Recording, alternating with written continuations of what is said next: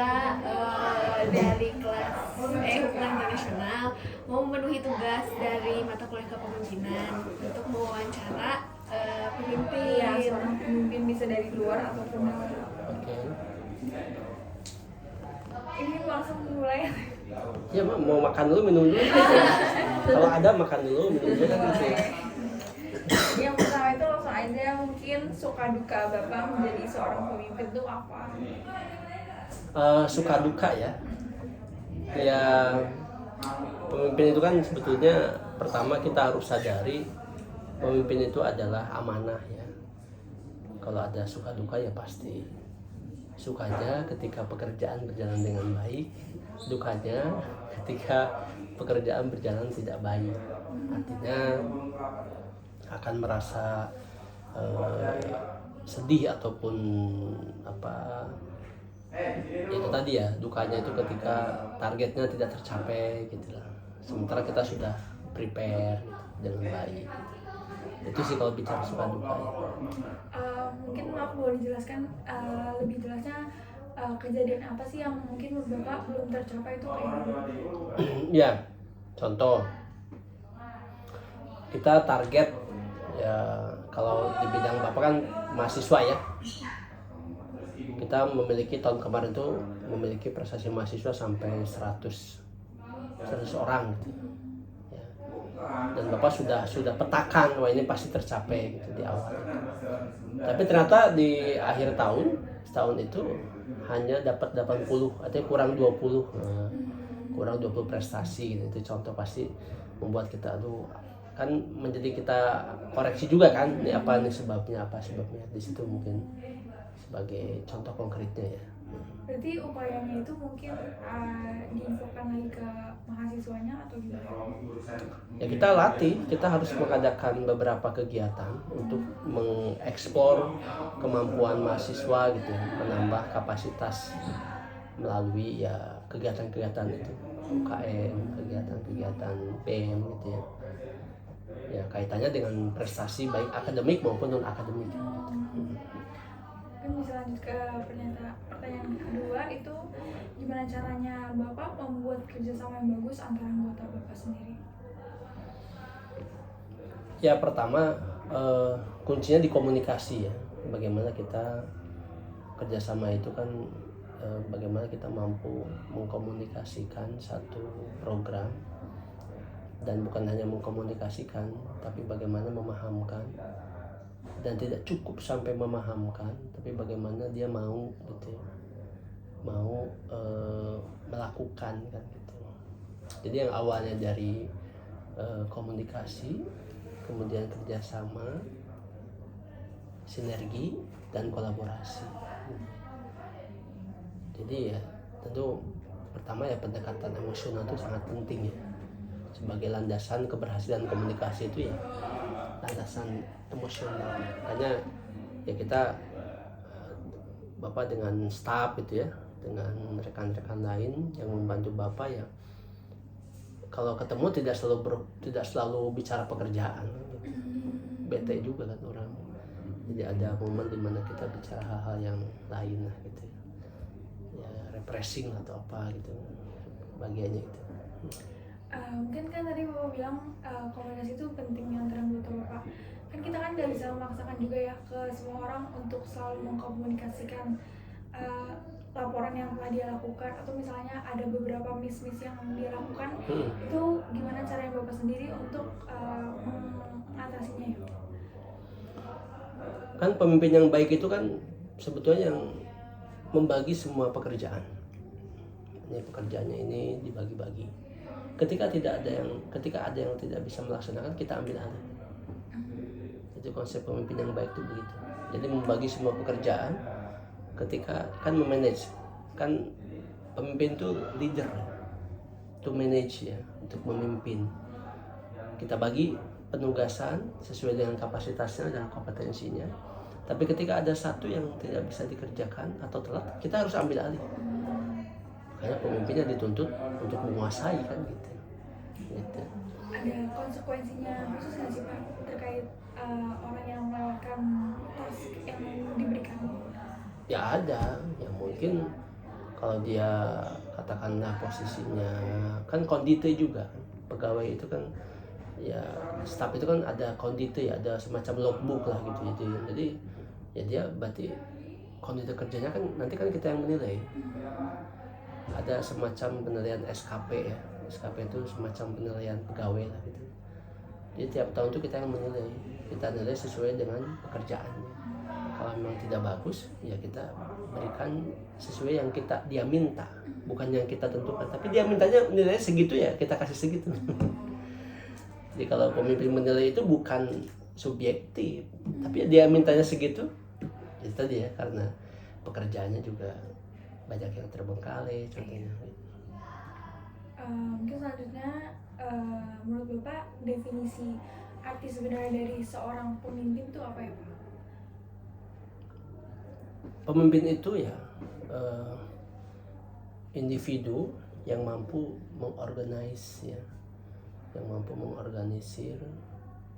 beberapa orang dengan berbeda latar belakang untuk menuju satu tujuan bersama.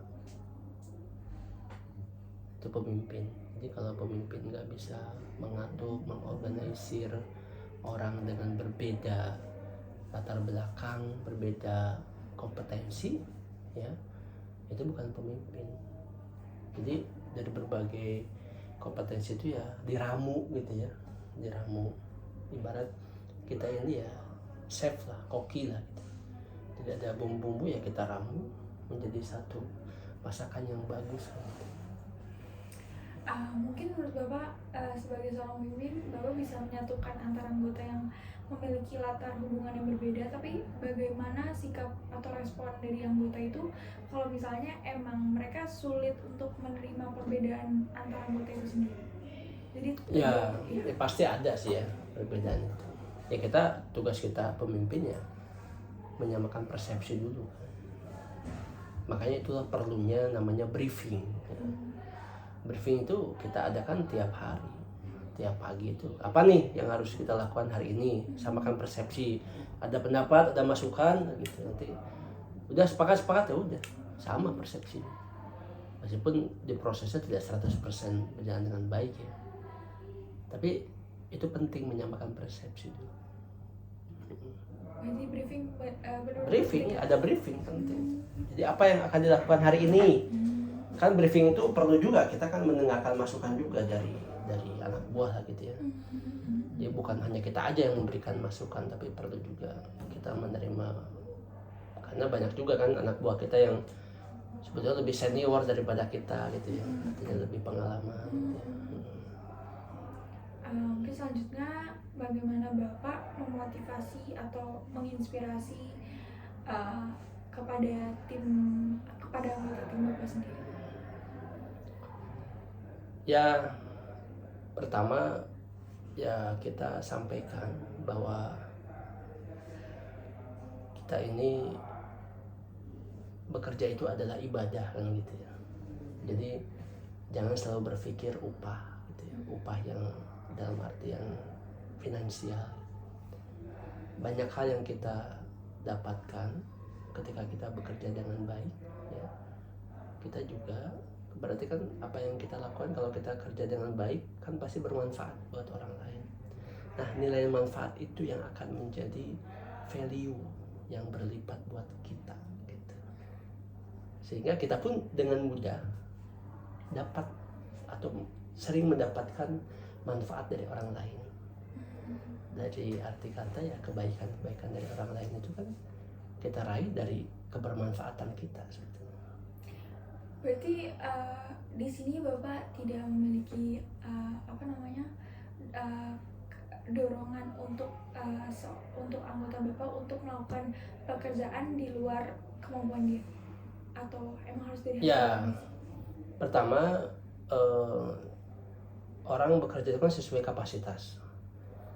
Nah kita juga kan adakan proses pelatihan untuk meningkatkan kapasitas kan. Dia contohnya di bidang komputer, dia bisanya hanya Excel gitu kan. Yang kita tinggalkan, kita sekolahkan atau kita ada pelatihan-pelatihan, kita kursuskan untuk meningkatkan kapasitas gitu ya. Tetap karena kompetensi itu harus naik kan.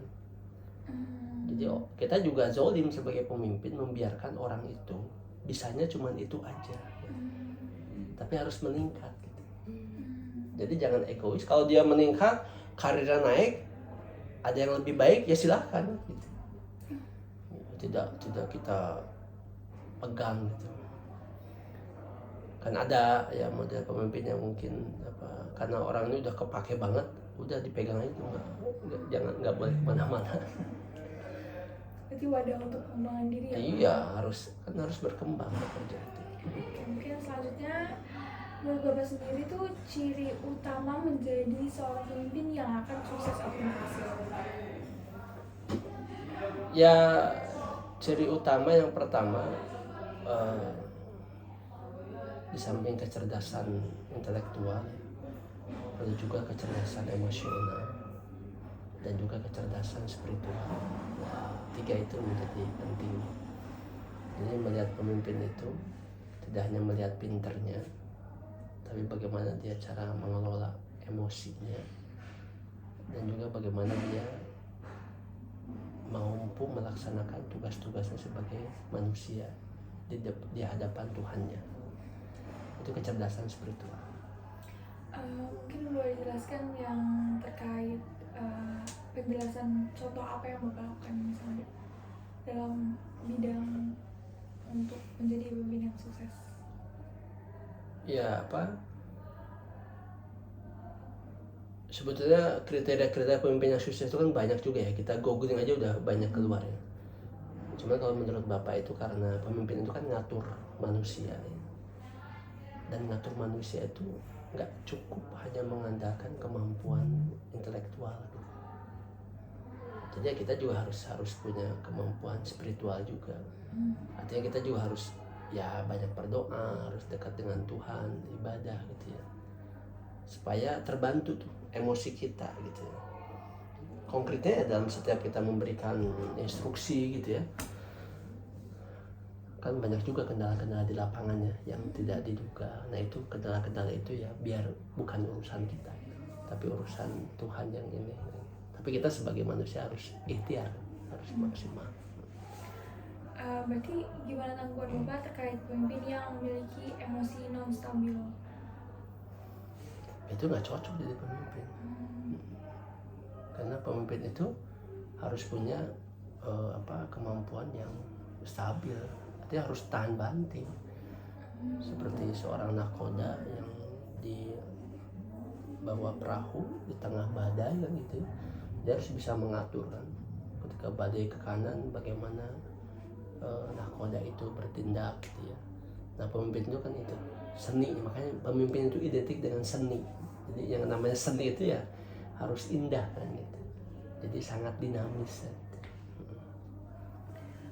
Mungkin selanjutnya itu bagaimana Bapak menangani konflik yang terjadi antara anggota tim Bapak sendiri? Penyelesaiannya seperti apa tuh contoh konflik? Misalnya terjadi banyak perbedaan atau misalnya ada konflik internal yang dialami anggota Bapak tapi berdampak ke kinerja yang dia berikan gitu. Ya tetap fungsi pemimpin ya salah satunya diantaranya ya kan memberikan teguran kan, memberikan teguran secara lisan kan. Kalau ada konflik ya kita kumpulkan, karena jangan-jangan kita jangan juga langsung menjudge dia berkonflik itu karena sesuatu yang sepele, bisa juga karena sesuatu yang besar tapi kita menganggapnya sepele, atau mungkin kebalikannya, sesuatu yang kecil tapi dianggap besar kan gitu. Makanya perlu ya kita mendengarkan dari kedua belah pihak ya, masalahnya seperti apa. Kalau Bapak biasa sih kalau menghadapi itu Bapak ajak ngobrol satu-satu dulu, nggak langsung dikumpulin. Dari sini seperti ini, dari sini persepsinya seperti ini, baru setelah ini kita satukan. Mungkin dalam konflik ini tuh ada peringatan khusus nggak sih Pak? Misalnya batas peringatannya tuh ada berapa kali gitu? Ya kalau secara administrasi kepegawaian ada SP1, SP2, SP3.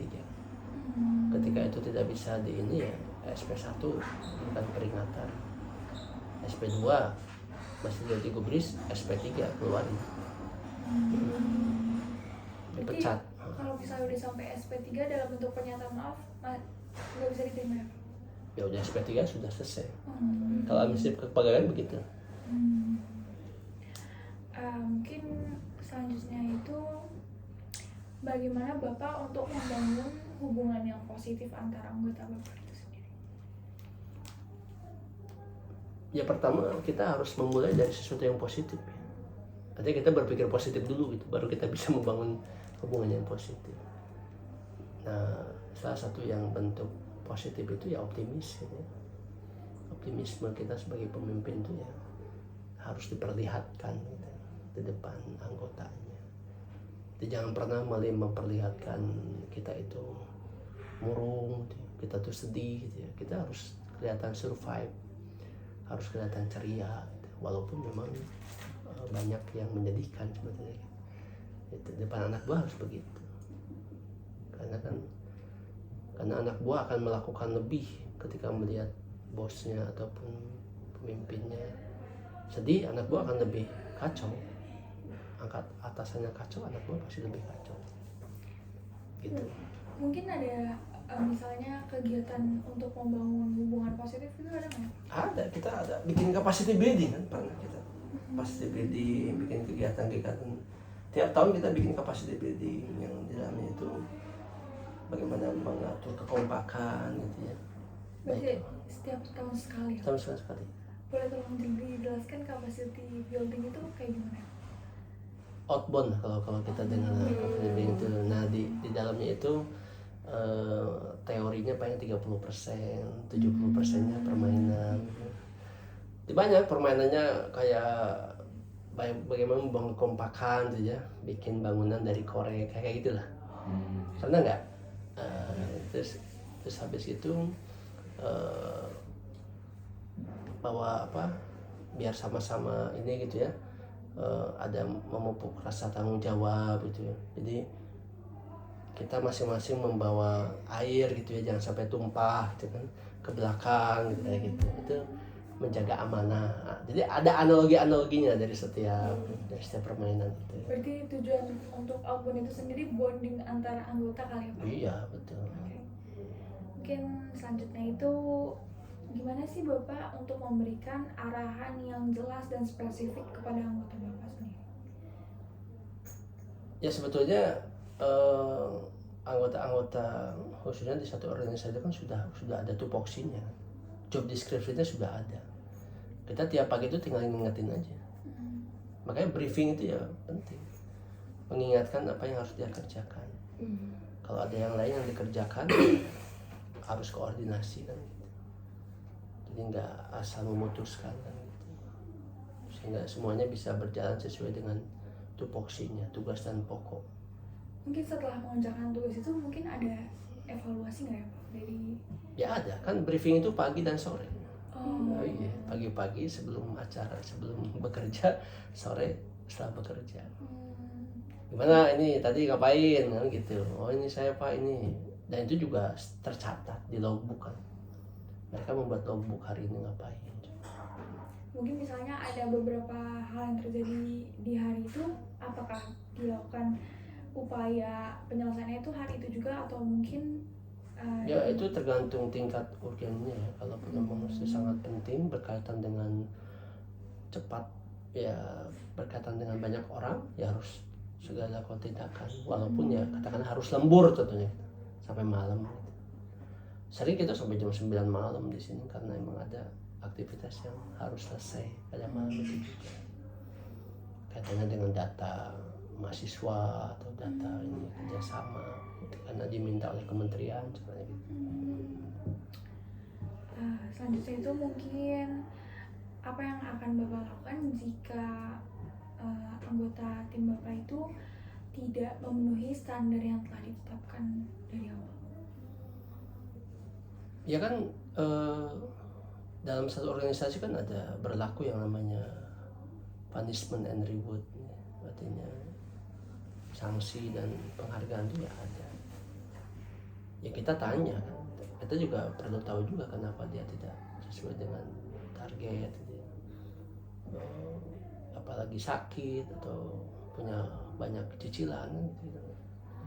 Nah makanya ini perlu ya kita komunikasi mencari, jadi tidak langsung memberikan teguran hukuman, tapi cari dulu akar permasalahannya apa, sehingga itu anggota juga merasa oh dia bukan hanya dipekerjakan tapi juga diayomi gitu istilahnya gitu. Berarti mungkin rewardnya itu dalam bentuk apa ya Pak? Penghargaan kah? Ada, kita ada penghargaan, mungkin pegawai terbaik itu ada. Ada hadiahnya juga. Ada. Berarti bentuknya bisa macam-macam. Bisa. Naik haji jika mampu. Jika mampu. Selanjutnya itu mungkin apa yang akan Bapak lakukan untuk memastikan bahwa semua anggota tim Bapak terlibat dan diberdayakan dalam keputusan bersama? Ya, terlibat dalam keputusan kan tidak semuanya harus diputuskan secara bersama ya. Kan permasalahan juga kan ada yang otoritas pemimpin ada gitu. Ada yang keputusan bersama itu ya sifatnya apa yang akan dikerjakan di luar tugas. Makanya itu sebetulnya kontrol ya, kontrol itu. Cek, recheck, cross check gitu, penting kan. Jadi dalam satu permasalahan itu ya kita melakukan controlling, evaluating kan gitu ya. Mengontrol, mengevaluasi, monitoring kan itu penting. Sehingga bisa saling mengingatkan gitu. Jadi saling mengingatkan kan perlu gitu. Sehingga dengan demikian orang tuh bisa ini juga oh iya ya ini kelewat, oh iya ya ini belum. Berarti dalam suatu kegiatan itu Bapak biasanya mengontrol langsung gitu, mengontrol langsung sumber ya pasti tidak semua kegiatan ketika udah instruksinya jelas Bapak percayakan. Karena ada juga ya pegawai atau anggota tuh yang nggak senang juga dikontrol-kontrol gitu ya. Nggak semuanya senang dikontrol, tapi kalau itu memang sesuatu yang sangat penting ya kita perlu kontrol. Kegiatan apa ya Pak, misalnya contoh kegiatan penting yang harus Bapak kontrol secara langsung? Kegiatan wisuda, yudisium, ya. Kalau yang yang sifatnya agama, contohnya dia lagi pelatihan gitu, ya itu kan sudah ada mentornya. Ya, kita pastikan oh dia hadir ya udah.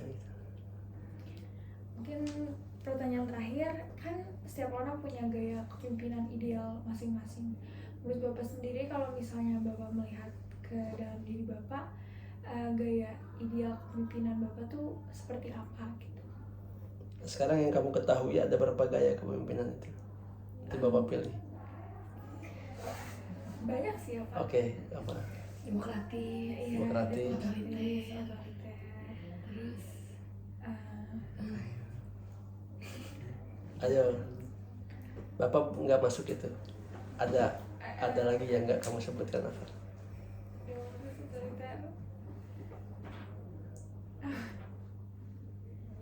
Lupa ya?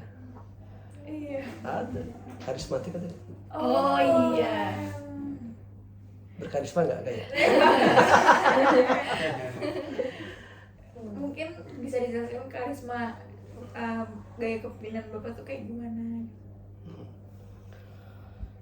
Ya sebetulnya karismatik itu lebih kepada kita mengedepankan komunikasi ini, komunikasi dari hati ke hati lah, lebih kepada kita lebih banyak mendengar daripada berbicara, sehingga dengan demikian orang itu setiap kita bicara itu langsung merespon gitu. Jadi kalau dalam dalam kunci komunikasi itu, ini kalian ini hai apa? Hai.